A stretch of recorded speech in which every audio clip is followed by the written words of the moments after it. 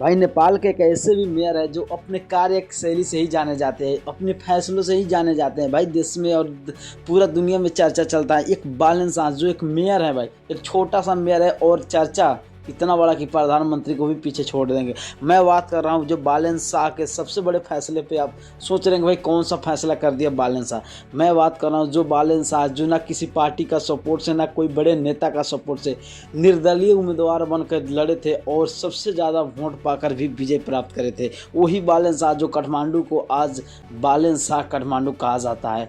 आज बड़े फैसला ले लिया बालन शाह। जो मैं आपको बता दूं कि चक्रपथ जो कि चीनिया राजदूत ने निर्माण कर रहा था काठमांडू में, बहुत लेट हो गया। तो भाई बालन शाह ने डायरेक्ट ही उसको जवाब दिया कि कछुए के चाल में चलने से कुछ नहीं होने वाला है।